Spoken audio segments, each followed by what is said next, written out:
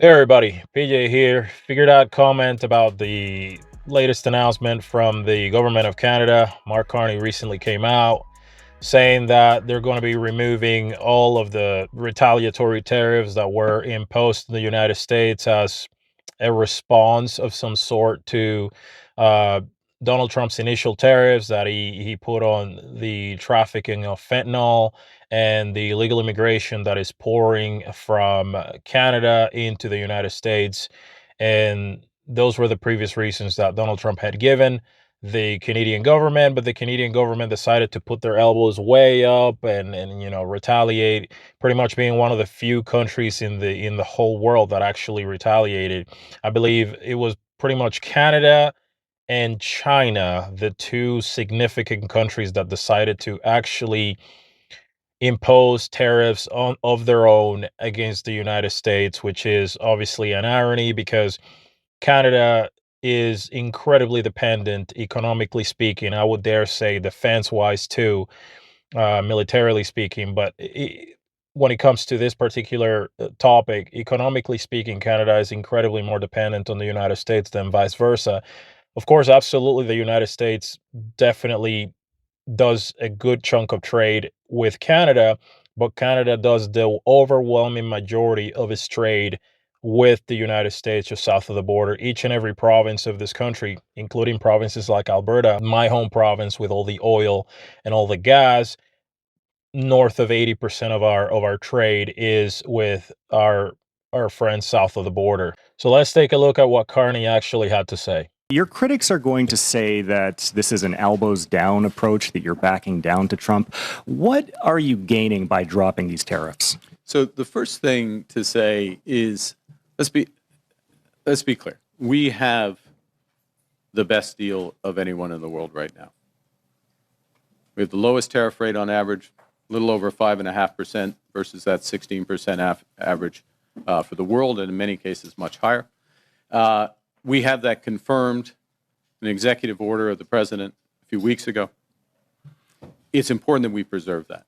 It's important that we preserve that. Well, we focus on two things: the strategic sectors, steel, aluminum, autos, lumber, and we focus on the upcoming review and likely changes to CUSMA. So we are matching something the Americans have done here first. Okay? And it's very significant. It's unique. We get the benefit. The second thing is, and I'll take your analogy. And I have played some hockey over the years. And there is a time in a game, in a big game, and this is a big game, when you go hard in the corners, your elbows up. The time in a game where you drop the gloves in the first period and you send a message.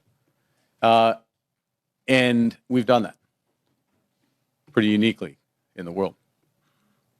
We happen to have the best deal with the Americans right now. I'd know. But there's also a time in a game where you want the puck, you want a stick handle, you want to pass, you want to put the puck in the net. And we're moving later into the game, and we're at that time in the game. And that's where the engagement is. Thank you.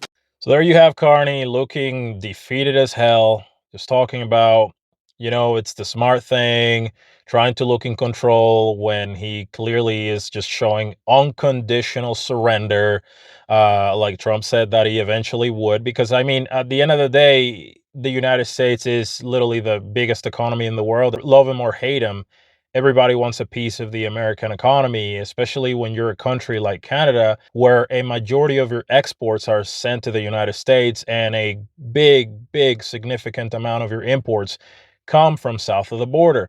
There are only so many elbows that you have to be, keeping up or whatever the whole thing is with those leftist retards. So you can see he's looking all defeated, and he's always making these hockey analogies to try to stay Captain Canada and rallying the troops and whatnot. But the reality is the following: he had to surrender, and he had to surrender unconditionally because the Canadian economy is crumbling. We're not doing well here. Our dollar continues to decline, and our industries are all suffering from having this trade war going on between the United States and Canada. And our retaliatory tariffs are not really hurting America because it's such a small piece of the pie for them that it really is just hurting us up here in Canada. And the irony of this whole thing is the fact that the United States hasn't even fully gone off on Canada. They've actually been taking it easy on Canada. They haven't, like, if America actually wanted to ruin Canada economically, they would have. There's a recent interview that the ambassador of the United States to Canada had where he explained that the United States has actually exempted all the NAFTA or USMCA compliant goods, but Canada hasn't returned the favor. And Canada has actually been tariffing things that are USMCA or CUSMA compliant, which is really a low blow to a country that's literally going easy on you. Watch this video. Oh, yeah. I think some of the retaliatory tariffs to the U.S. Are a huge irritant. We have protected the integrity of CUSMA. Okay. Our negotiators have said we are not going to implement tariffs on any products that are covered under CUSMA. Canadians have said, well, those guardrails are off. I think since April, they have been tariffing U.S. products that are part of the CUSMA agreement. Okay, the products that are covered under CUSMA are they're going into the U.S. tariff-free, and the ones going north are covered or now have this, I think, 25% tariff on them.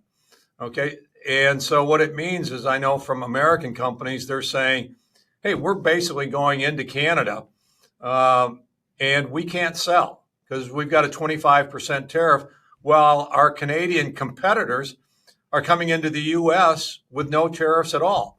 You put that together with the actions of your provinces where they're saying, in certain cases, they're saying, all right, we're going to first buy product from our province. If the product from our province is not available, we are going to buy Canadian. If there's not a Canadian product available, we're going to buy international. And if there's not an international product available, then we may finally consider buying American, or maybe not buying at all. So there you have it. The United States has actually been going easy on Canada, and Canada, as always, has been, basically backstabbing the United States. I don't think the elbows up types, the leftist lunatics, just understand just how easy it would be for the United States to actually ruin the Canadian economy. Like, their economy is 10 times bigger, and we depend on them so much more than they depend on us. It's just a reality. I take no pleasure in saying this. This is just an objective reality. Numbers do not care about our feelings, and I live in reality. The United States is the largest economy in the world. Heck, even China has to eventually surrender and come to terms with whatever the demands of the United States are. And China is the second largest economy in the world. It's just completely unrealistic what Canada has been doing. But hey, elbows up. If you enjoy these videos, please subscribe and press the notifications bell so you never miss our daily updates. Subscribing is free, and you can always unsubscribe later if you change your mind. Thank you to all our channel members. I couldn't do this without your generosity. See you on the next one. Peace.